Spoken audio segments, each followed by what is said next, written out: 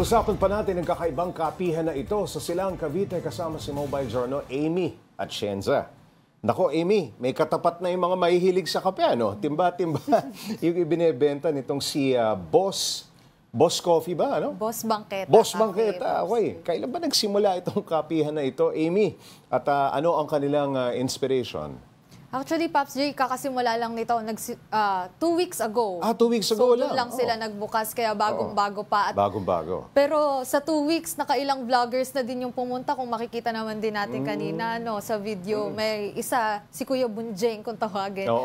Talagang tinaray niya halos lahat kasi mahilig daw siya sa kape. Kaya ayun, malapit dito dun sa dalawang negosyo na meron si Marwin. Na itinayo ni Marwin. Yes, yung sa para shabu. Parang samgyupsal, Yes, yun. Okay, kamusta naman ang lasa ng kape? Amy, pangmalakasan din ba?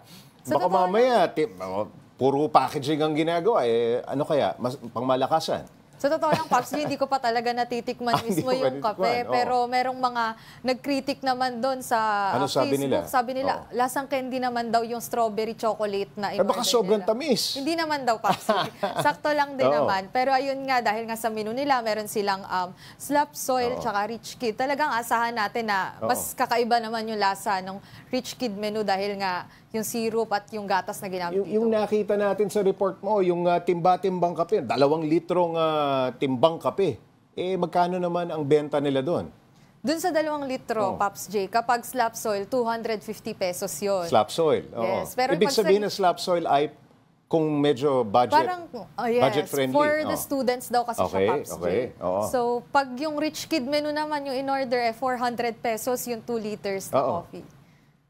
Kung ikaw papipiliin, Amy, slap soil ka ba o rich kid? Doon muna tayo sa budget, Pops J. Doon tayo tikman natin yung slap soil menu. Kasi, syempre, Boss Bangketa, baka yun talaga yung parang niche nila, market nila. Baka lasang soil yun, Amy.